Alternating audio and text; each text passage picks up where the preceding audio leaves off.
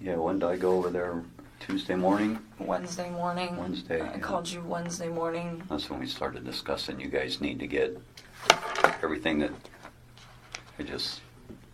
You can understand the importance of. Oh, no question. We were. Like I said, people lie, phone records don't, and they really help specifically establish dates and times. Mm-hmm. I think we have a very good grip on that in this case already, but there may be a time when we go, we need to know something else, and then we would have it. We don't want to lose it, and that's really what it is for us. Is if we lose information that later on we go, man, I wish we would have got that, and we may never even use these.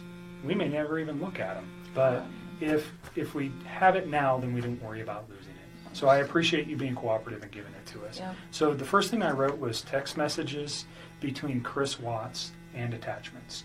Okay, so because we're talking about the photographs, unfortunately, that cause you much disdain. And then I am going to put phone log for calls between yourself and Chris Watts. Your phone number is 720 656 9605. Hello and welcome to True Crime Rocket Science, the most authentic voice in true crime. Well, it's been some time since I've done a Chris Watts video. This video is ready to address a question that came up in my previous live. By the way, I'll be doing another live at 2 o'clock Eastern Standard Time on Sunday dealing with Chris Watts' psychology. In this episode, I want to talk briefly about just really a response to a comment that I got on the previous live where someone said that Nicole Kessinger destroyed her SIM card, and just referring to the circumstances around that. So if you're interested in that, please subscribe to the channel, like, share, leave a comment. Thank you to the 100 or so who have subscribed since the last video. And let's get started. So did you catch the clue right at the end of the audio clip that I've just played? It's quite an important clue, and it is going to come up at the end of this episode. So the comment that basically made me feel that I needed to respond, that I needed to deal with this particular aspect, was from someone who basically felt that so the video that I made was all about Chris Watts acting alone, and then I got this critical comment on the thread of the video just saying, you know, I find your work interesting, but you don't seem to know about the facts, you don't stick to the facts. There are many of us that have spent hours studying the case, basically trying to discredit me, trying to show that their knowledge was better, and that, you know, whatever, that whole story. One of the points made was, and I'm quoting from the comment, I'm not so sure you're aware of all the facts. I don't think anyone is. And then this comment about Nicole Kessinger destroying her SIM card. And I'm certainly not here saying I know everything about the case, but I am one of the few creators. I don't know actually if there is another creator who's written books on this case. A lot goes into the writing books. I've heard other creators dismissing writing a book, but I challenge you to write a book, whether it's that creator or you, and you'll see how much work needs to go into it. But I'm not here to talk about the books. I'm here to talk about the SIM card. Now, the thing about the SIM card that I think just shows again, you know, if you write a book, you've got to think about what you're writing about. You certainly got to put together cohesive sentences, and they've got to be logical, and you've got to have an idea of what you're talking about.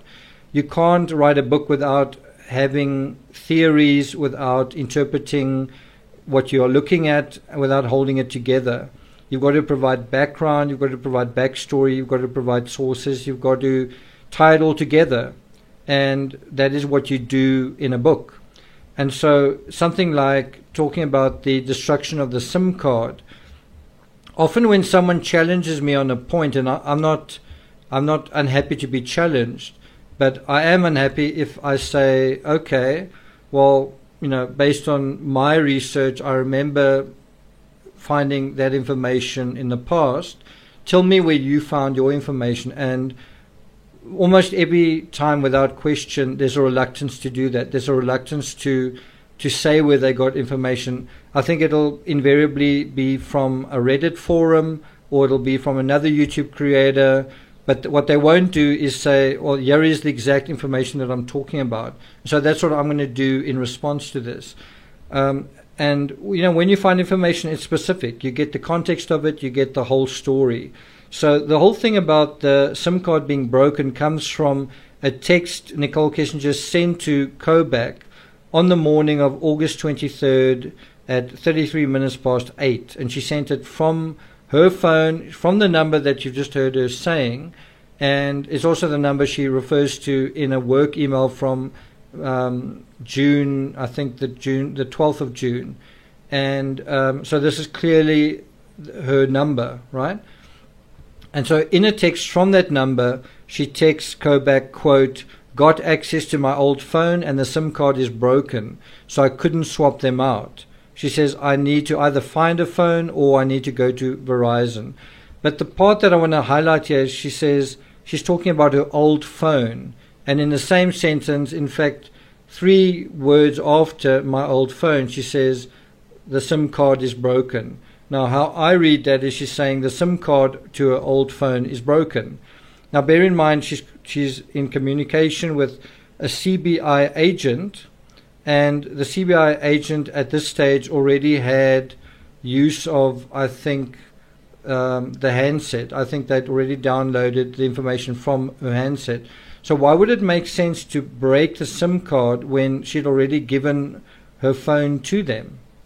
Now, I wouldn't say it's certainly not clear cut. It's not simple and obvious, because the interview clip that you just heard where they're talking about it, where she's talking about handing over the phone, her father's doing the same, is from August the 16th, which is 7 days earlier, right?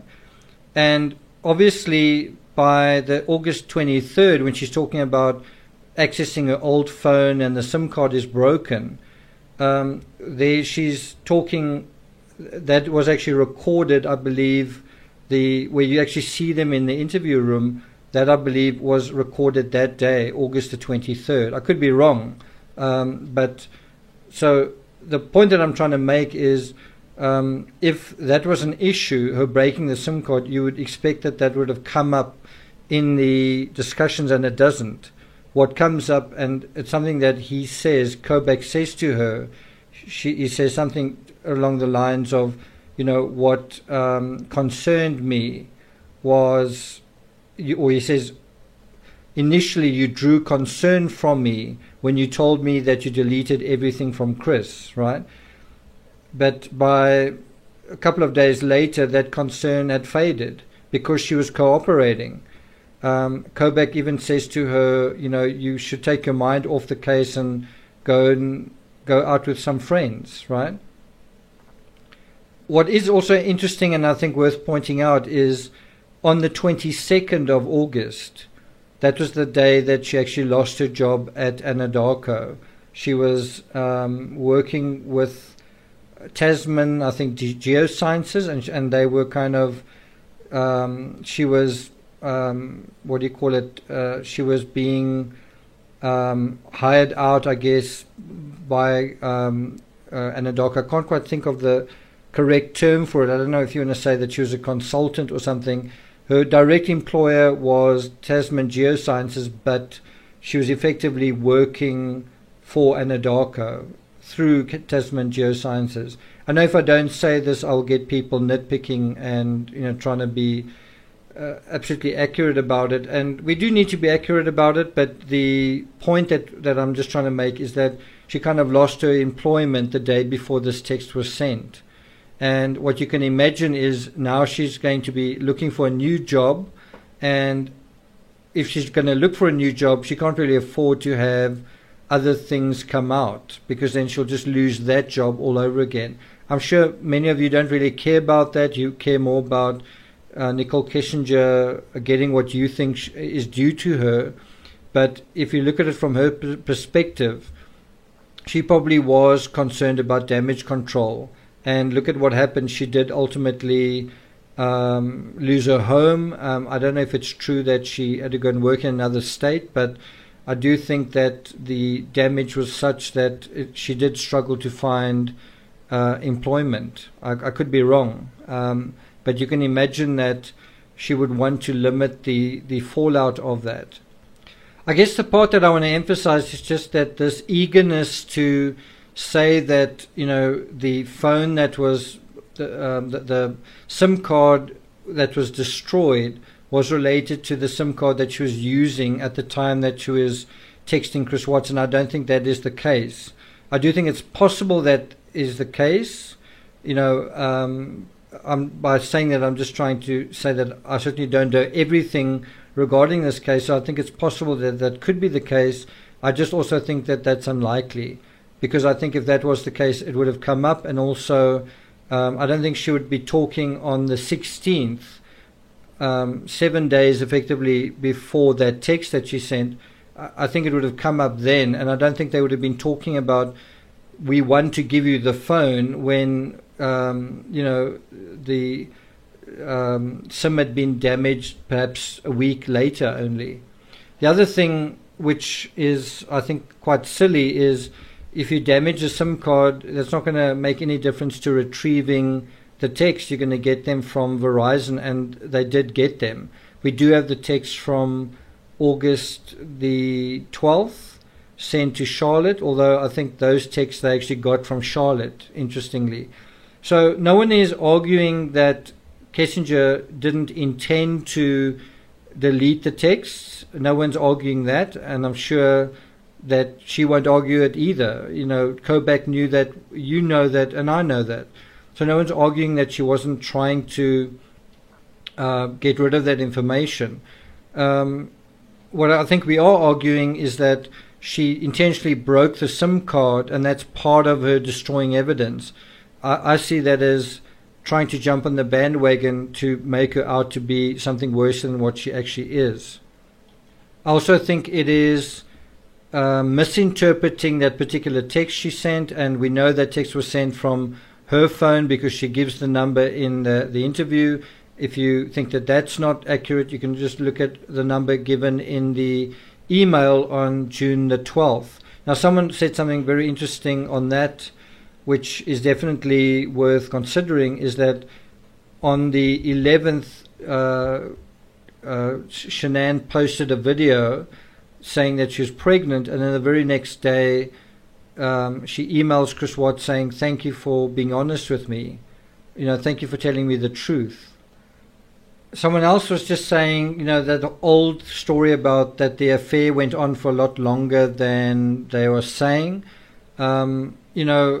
I think there's some credibility to that, meaning I'm sure that Chris Watts saw Nicole Kessinger long before June. I'm sure that they knew of each other, or that they'd made eye contact with each other months before that. What I think that whole theory misses is that the main thrust of the affair, the main honeymoon period, is when Shanann was away. So whether you believe that the affair went on a lot longer or not, I think one of the things that I think those people are missing is, I do believe that it was Chris Watts' intention to have a third child with Shanann. Well, why would you do that if you were in love with Kessinger? Why would you do that if you were already in an affair? And it's possible that he already was, but I don't think that he would. And it's also possible that maybe he wanted to make Shanann pregnant so that he would be drawn back into the marriage. Maybe he was that idiotic. I don't know. But I just find that quite difficult to believe. I suspect that for Kessinger and for him, the main thrust of the affair happened in June and July, when Shanann wasn't there. And whether you believe it or not, obviously the opportunity to have the affair was at its maximum in mostly in July, when Shanann wasn't there. So basically, the month that they had together unfettered, easy access to one another. You can imagine that was when the heart of the affair happened. And that is the part that I think a lot of people miss is, if you think that they were in love with each other for a year before that, I just don't think that either of them would have stayed in love with the other to that intensity for a year. I could be wrong, but I just don't see that. I also think Shanann would have sniffed him out much earlier if he was having an affair at the intensity of July for any time before that. But there are a lot of people who want to believe Nicole Kessinger was a lot more involved than she was, and so they want to believe everything that adds up to it. So it becomes looking at things through a straw, right? And so it becomes Nicole Kessinger broke the SIM card of the phone that she was using at the time, that she was having an affair much longer, that she was much more directly an accessory and so on. And these same people won't say her name. They're brave enough to make all these allegations against her, but they won't actually say her name. Now, while I agree, somebody said that, it's no excuse to tamper with evidence in a quadruple homicide. Actually, it's a triple murder, and then this is how the law works. The law doesn't recognize an unborn fetus as a living person. That's how the law works. So technically, it is a triple murder and then also the murder of an unborn child. That's if we want to be technically correct, and I think that is what we're trying to do. I agree that it's you shouldn't be deleting text, but ultimately the person responsible confessed, and let's face it, Kessinger's coming forward before he confessed, Kessinger coming forward saying she had an affair with him, I think took a lot of the wind out of his sails. I think if she was still hanging around in the murk and biding her time and twiddling her fingers, I think Chris Watts would have had an incentive to fight for his freedom. And I think the fact that she basically threw him under the bus, that's something that a lot of people don't acknowledge and don't give her credit for, was because she told them that they were having an affair. They knew he was lying early on and were able to play with his mind and ultimately get him to confess to part of the crime and ultimately to the whole crime. But it all started with Nicole Kessinger. She could easily not have come forward when she did, and then things should have turned out very, very differently. Can you imagine if they didn't accuse him of the affair, right? And then his father came and said, you should get an attorney, and he did get an attorney. Things would have turned out very, very differently.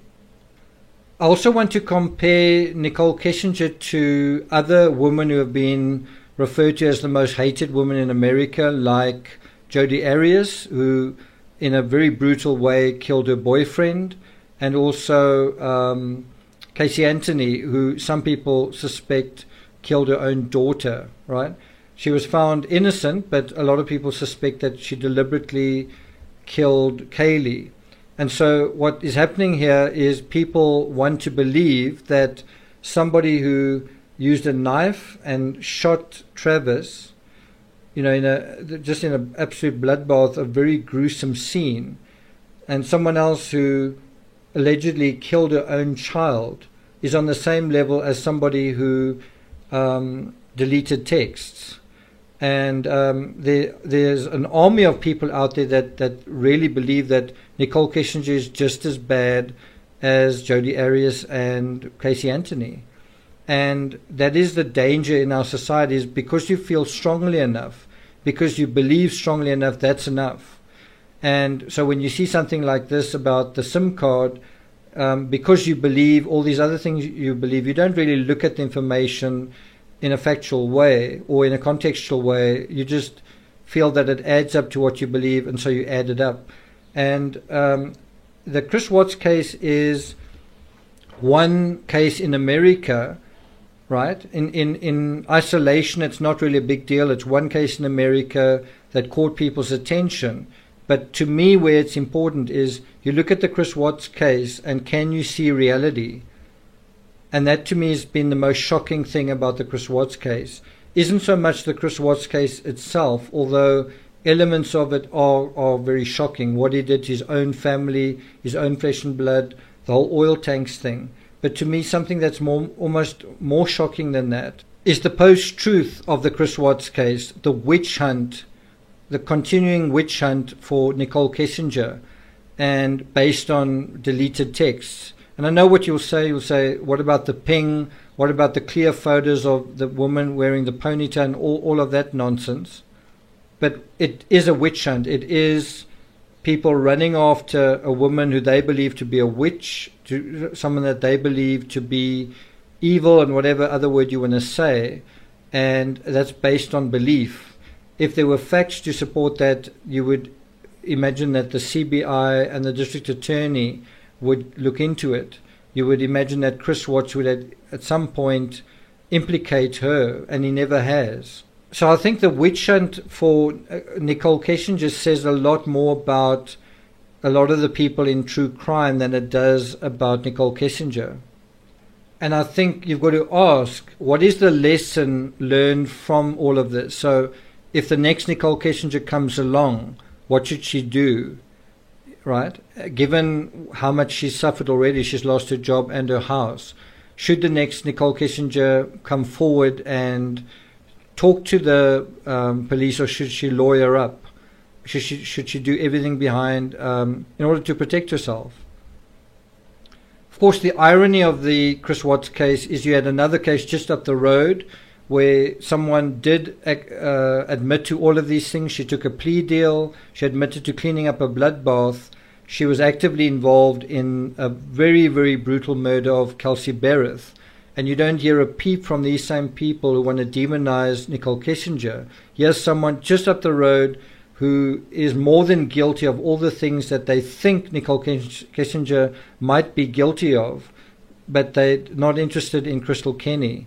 And I wonder why that is. I mean, what is the difference between Crystal Kenny and Nicole Kessinger? You know, I have a feeling, I could be wrong, but I have a feeling the difference may be down to looks. It might be down to just the way Nicole Kessinger speaks. So I don't like someone because I don't like how she speaks, or something like that. I don't like her because, you know, of a perceived level of attractiveness. Either she seems quite attractive or she doesn't, or something. But Crystal Kenny, no one has really paid any attention to her, and she admitted to literally cleaning up a bloodbath. It took her 4 hours. So I think the real lesson of the Watts case is this propensity to, because you believe something strongly enough, it's true. Isn't that something that is happening in America in a broader way?